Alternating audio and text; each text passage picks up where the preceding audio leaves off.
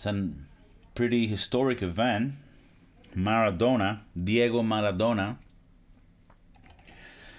it's a football player, soccer, Argentinian football player. If you don't know who he is, you might be a bit lost in life. But, someone who's considered one of the best football players in history passed away a few days ago. And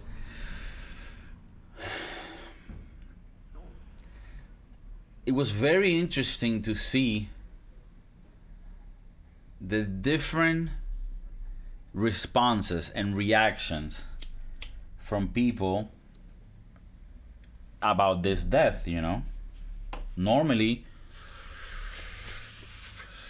it is Diego Maradona, so I do gotta, when in Rome. But normally when a celebrity passes away, most of what you see on social media is just positive things, If anything, maybe too positive. People that didn't even know the person are like, oh, I love your songs and shit. And with Maradona, it wasn't the exception. You had a lot of people praising him and talking about how he influenced not only the world of football but the world of sports. I myself am not a fan of Maradona, but I understand the impact that he had, right? And what was interesting about his death is that you had half of the people saddened by the situation and, praising him, honoring him, remembering all of his achievements and inputs to the world of football and athletics in general. And then the other half is people hating on him, right? Because for people that don't know, Maradona, outside of the field, had a very dark personal life, to say the least. And, I'm not going to talk about this in a judging manner.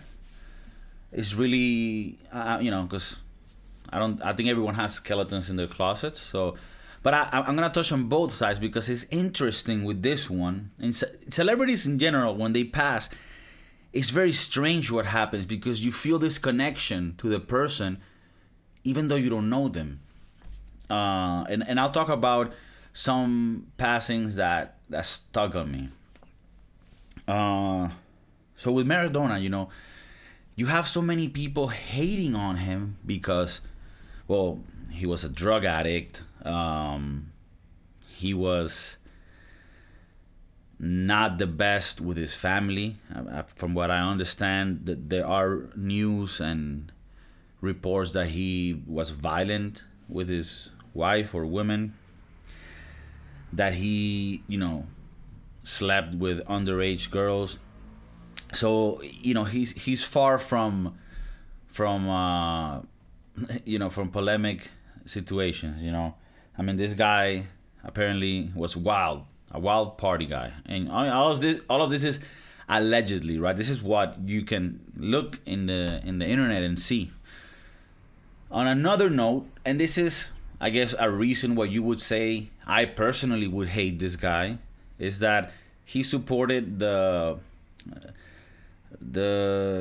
communist movement in Venezuela and in many countries in South America. But in Venezuela, right, he was good friends with Chavez, the regime leader in where I'm from, right, where I was born in Venezuela. So because of that, you would think, I always thought, like, man, this guy's so stupid, like, for supporting that. And maybe in the past, when I was younger, I would have had certain feelings of hatred towards the guy. But when this happened, it was strange because I actually felt sorry for him. And not that I got mad at the negative reaction, because it doesn't bother me. I believe free speech is a thing. So I support it all the way, all the time.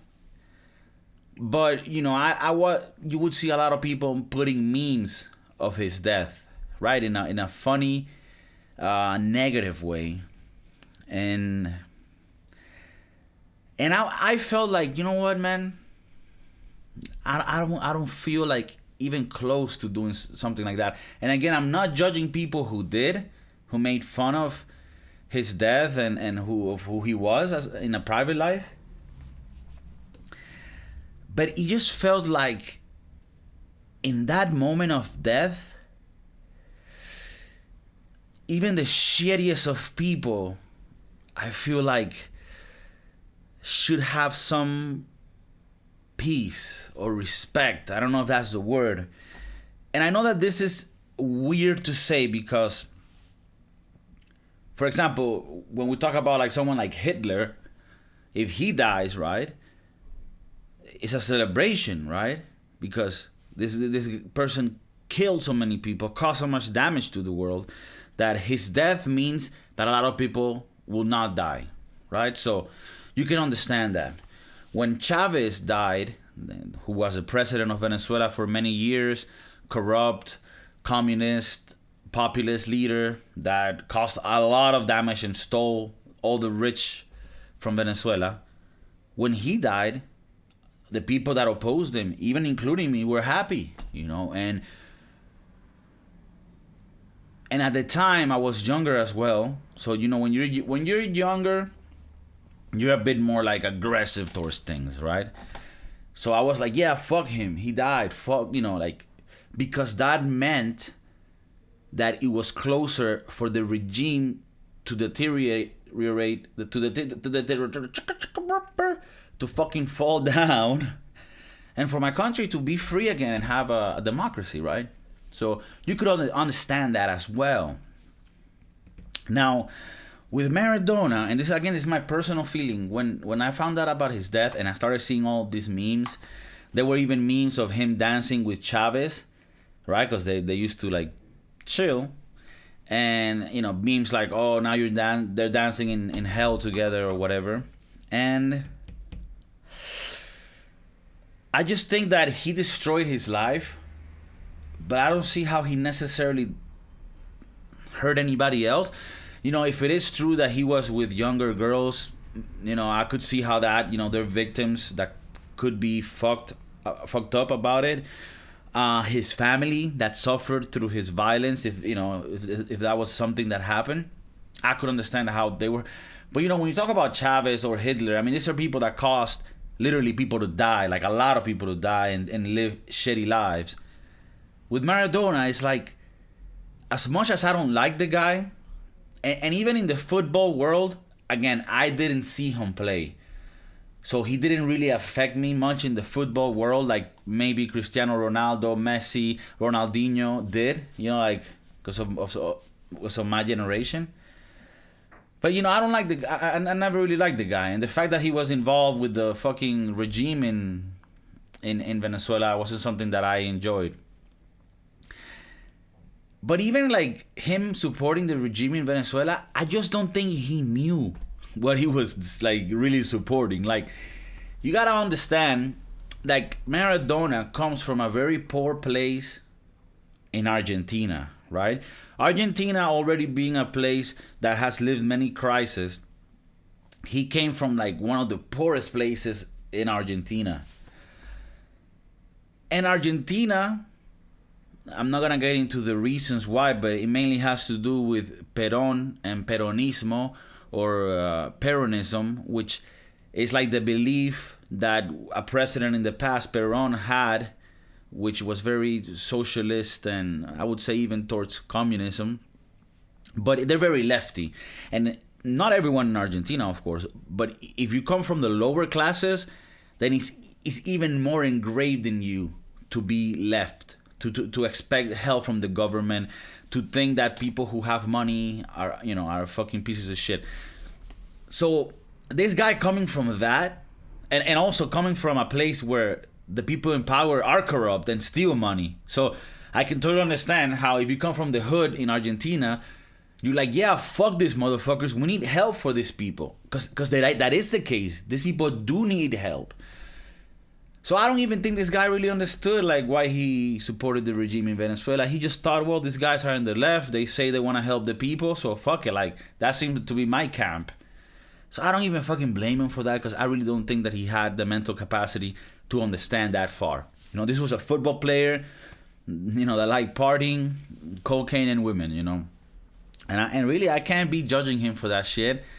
Obviously, the underage part, which I'm not 100% sure that was the case, but if it was, obviously that's another level of fucked up. But to sort of conclude, I just didn't feel right about shitting on someone's death being him, you know, like I understand, like I said, with Chavez or Hitler or like people like that, serial killers, when they die, you could have a bit of joy that's connected to the fact you know that they won't be hurting other people. But like Maradona, to me, he just fucked himself up, you know?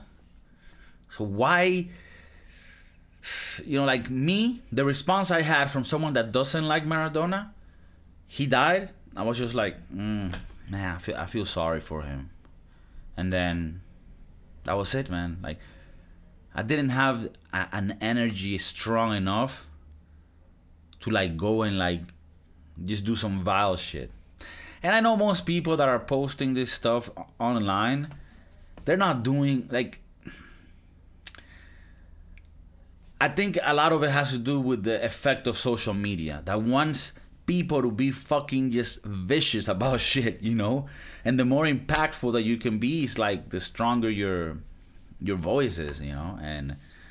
But you know, that ain't me. And I don't know if this comes as a surprise for the English speaking audience, but in the Hispanic, Latin, South American, Spanish speaking world, you do see this divide between the people that love Maradona and the people that hate him.